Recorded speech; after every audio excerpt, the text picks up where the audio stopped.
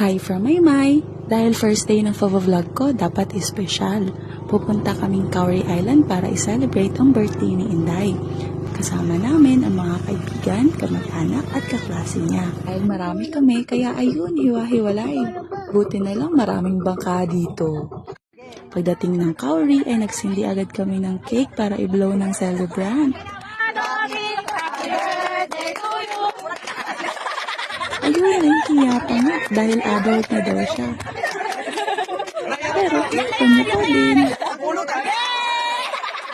Habang busy si Ate Jen na rin sa pagkain, ako naman ay hinihintay kong matapos yung pre-prepare ni Ninong na kinilaw.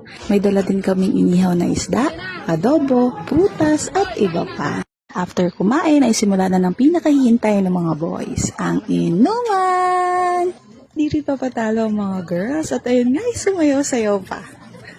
Hala, sige Kembot! At nang bukas mo pa maulan. Magtatanong na naman ang mga to kung anong nangyari sa kanila. Ay ito nga ebidensya! At dahil nga eagle eye kami, may namataan kaming gwapo na foreigner.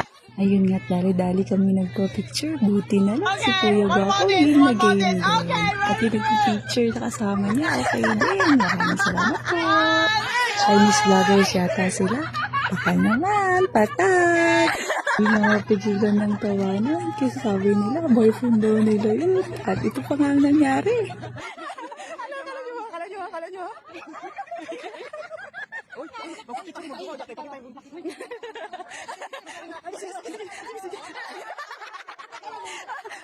Grata, 1, 2,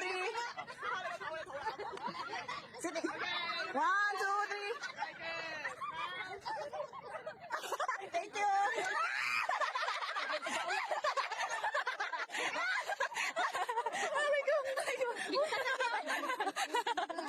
Hanggang dito na lang po at ito si Maymay. Bye-bye!